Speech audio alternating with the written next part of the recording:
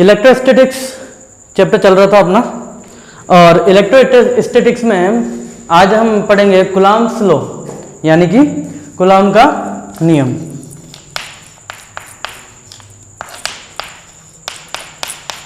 आज हम शुरू करेंगे कूलॉम का नियम। कूलॉम का नियम बेसिकली दो स्थिर बिंदु आवेशों यानी कि स्टेशनरी पॉइंट चार्जेस के बीच में लगता है। मतलब कि हमें इस नियम के लिए यह पता होना चाहिए कि चार्ज मस्ट बी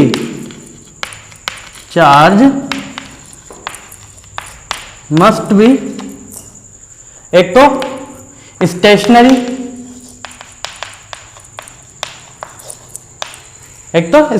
होना चाहिए, और दूसरी चीज हमारे पास में होनी चाहिए कि पॉइंट चार्जेस होनी चाहिए। ठीक, ये दो चीजें इसके लिए जरूरी है, क्योंकि अगर कोई आवेश गति करने लगेगा तो उस कंडीशन में उस पर इलेक्ट्रोस्टैटिक्स के अलावा मैग्नेटिज्म का भी एक फोर्स अप्लाई हो जाएगा। ठीक है, हम फिलहाल पढ़ रहे हैं इलेक्ट्रोस्टैटिक्स यानी कि स्थिर वैद्युतिकी, जिसका मीनिंग से यही है कि आवेश हमेशा स्थिर होना चाहिए, आवेश जो है वो स्टेशनरी होना चाहिए।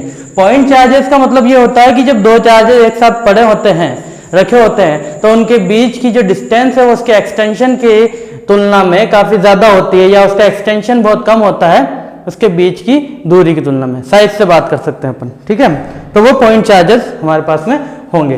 अब कूलॉम्स लॉ क्या कहता है? It state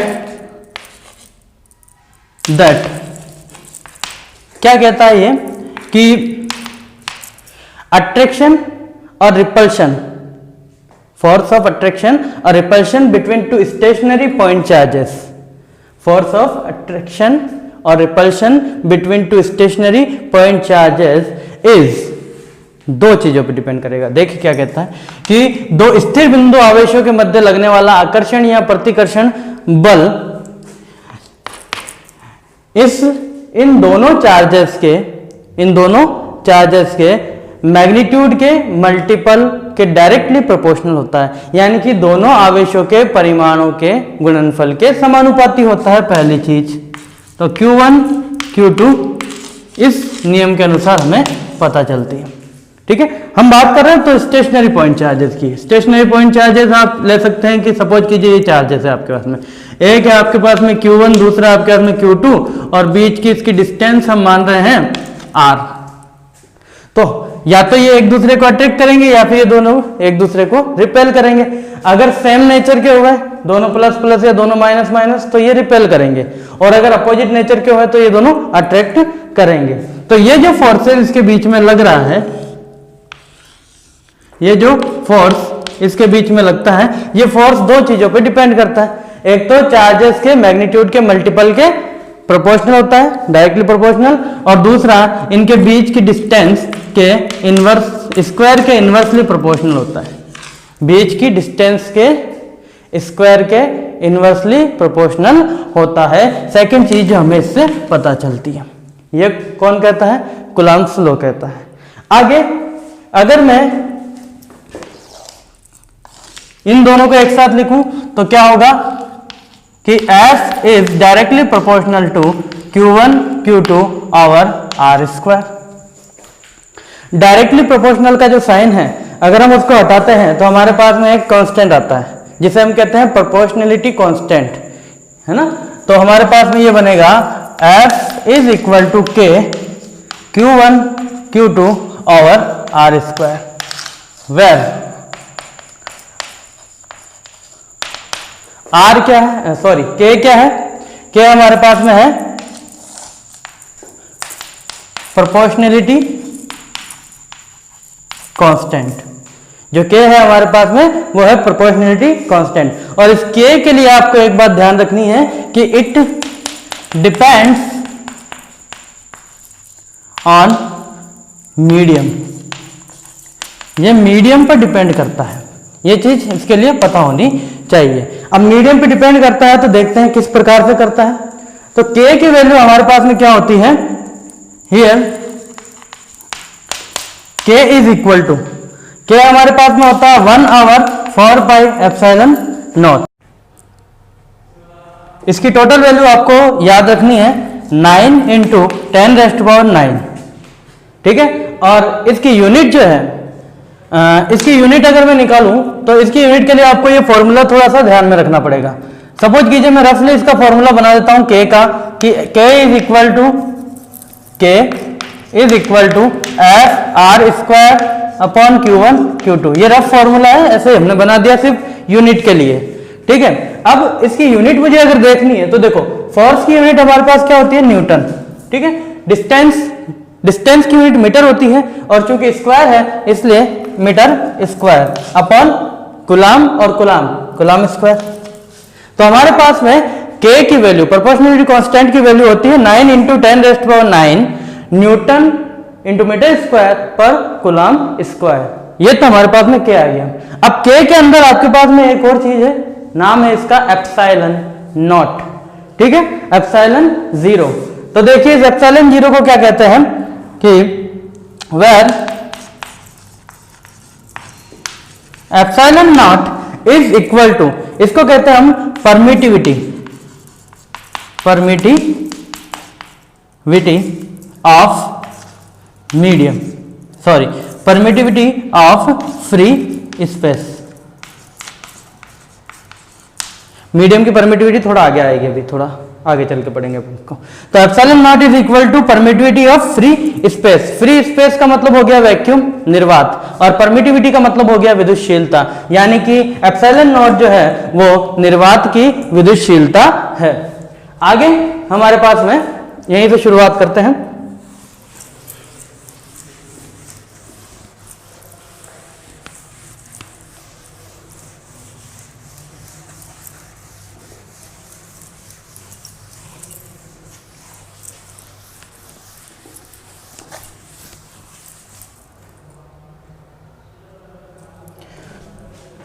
permittivity of vacuum यानी कि फ्री स्पेस, इसकी भी कुछ टोटल वैल्यू होती है, देखते हैं कितना होता है। Epsilon naught is equal to, आपको याद रखना है कि 8.85 इंटू 10⁻⁻12 इसकी वैल्यू होती है एप्सिलॉन नॉट की। और अगर इसकी यूनिट की बात करूं तो फॉर्मूले में देखिए k is equal to 1/, epsilon naught होता है, तो epsilon naught is equal to 1/k, यानी कि हम इसकी यूनिट को इसका उल्टा कर सकते हैं, यानी कि हमारे पास में इसकी यूनिट हो जाएगी कूलाम स्क्वायर पर न्यूटन पर मीटर स्क्वायर। यह हमारे पास में है एप्सिलॉन नॉट की वैल्यू, ठीक है। एप्सिलॉन नॉट की वैल्यू भी आ गई हमारे पास में। अब आगे देखिए ये हमारे पास में यहाँ पे कूलाम्स लॉ एक्चुअल में पूरा हो गया है, ठीक है। अब आपको कुछ चीजें मैं जो आपको बता देता हूं, आपके लिए इंपॉर्टेंट भी है, कि पहली चीज, अगर कोई फोर्स, दो चार्जेस है आपके पास में और उन दोनों चार्जेस के बीच में फ्री स्पेस या वैक्यूम है,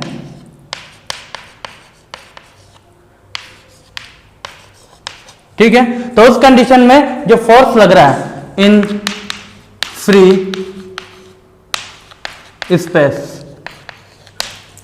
स्पेस में जो फोर्स इन दोनों चार्जेस के बीच में लग रहा है उसकी वैल्यू हमारे पास में होती है F naught is equal to K Q1 Q2 over R square, और इसको लिखा जाएगा 1/4 pi epsilon naught Q1 Q2 over R square. In medium, second number चीज कि मीडियम में इसकी वैल्यू कितनी होती है, तो मीडियम में इसकी वैल्यू हम लिखेंगे F M is equal to 1/4 pi epsilon Q1 Q2 over R square. यहां पर एप्सिलॉन नॉट आया जो कि फ्री स्पेस की परमिटिविटी है, यहां पर एप्सिलॉन आया जो कि मीडियम की परमिटिविटी है। तो यहां एप्सिलॉन क्या है, permittivity of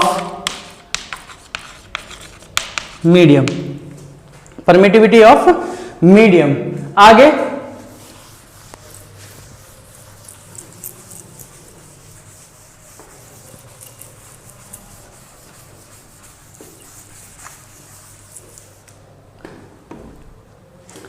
permittivity of medium हमारे पास में आया।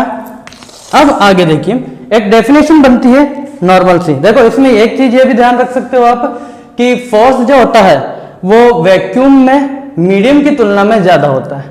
मीडियम की कंपैरिजन में वैक्यूम में जो फोर्स लग रहा है दो चार्जेस के बीच में वो ज्यादा होगा।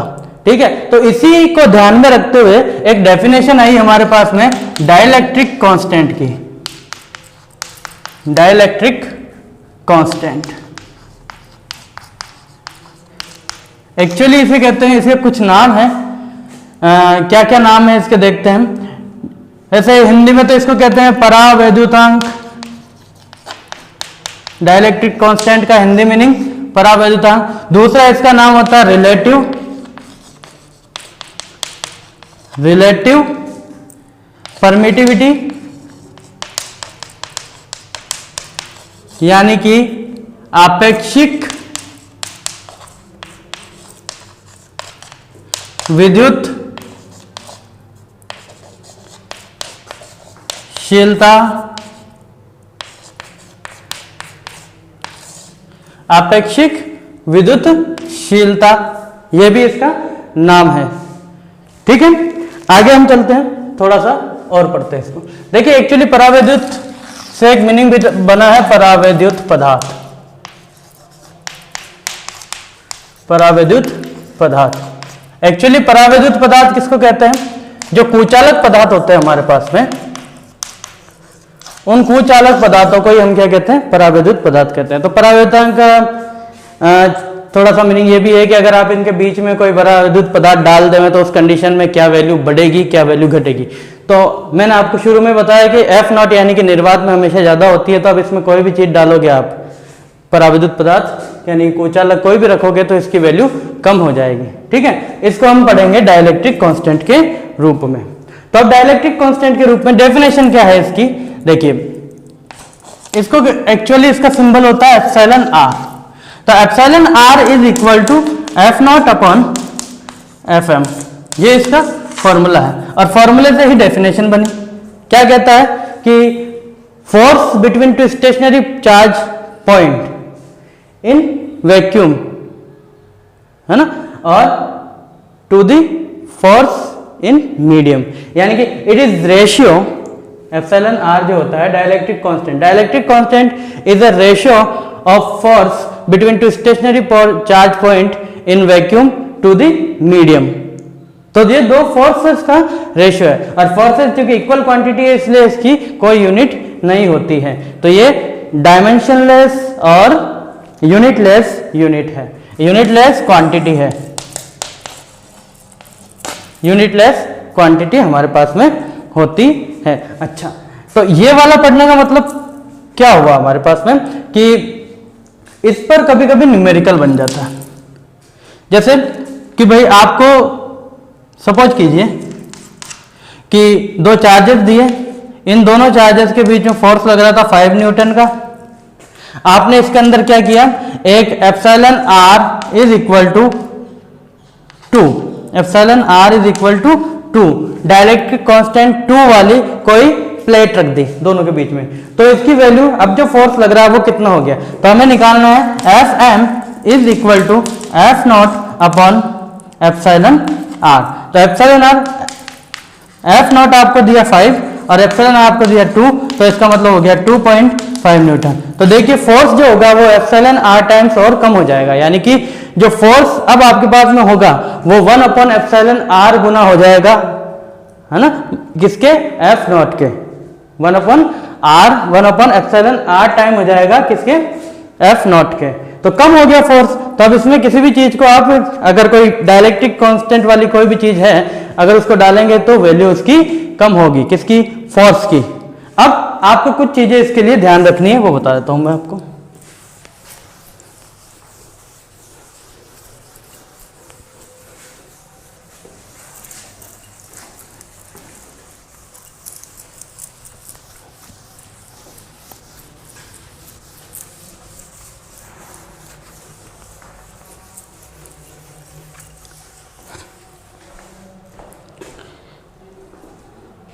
देखिए आपके पास में एप्सिलॉन आर की वैल्यू F0 अपॉन Fm है। ठीक है। एफ नॉट की वैल्यू मैंने आपको इससे पहले लिखवाई, वो एफ नॉट की वैल्यू क्या थी 1/4πε0 Q1 Q2 और R स्क्वायर। अगर यही चीज Fm के लिए 1/4πε Q1 Q2 और R स्क्वायर, ये पूरी चीज कैंसिल आउट हो गई, इधर से 1/4π भी कैंसिल आउट हो गया। तो हमारे पास में एप्सिलॉन आर की वैल्यू क्या बची, एप्सिलॉन आर की वैल्यू बच गई हमारे पास में ε/ε0। एग्जाम्स में जो डेफिनेशन आती है वो आपको ये लिखनी चाहिए, ज्यादा इजी डेफिनेशन है। क्या कहता है कि dielectric constant is a ratio, dielectric constant is a ratio of permittivity of medium to the permittivity of free space, यानी कि परावैद्युतांक माध्यम की विद्युतशीलता व निर्वात की विद्युतशीलता का अनुपात होता है। ठीक है, तो यहां से हम एप्सिलॉन की वैल्यू निकालते हैं, ε0 εr। ठीक है, अब आपको कहीं पर अगर एप्सिलॉन की वैल्यू रखनी है तो आप ये रख सकते हैं आसानी से, जैसे Fm is equal to 1/4πε Q1 Q2 और R स्क्वायर। इस एप्सिलॉन की जगह ये वैल्यू रखो तो Fm is equal to 1/4πε0 Q1 Q2 और R स्क्वायर। अब इसमें से अगर एप्सिलॉन R को छोड़ दिया जाए तो बाकी सारी की सारी चीज F0 के बराबर है।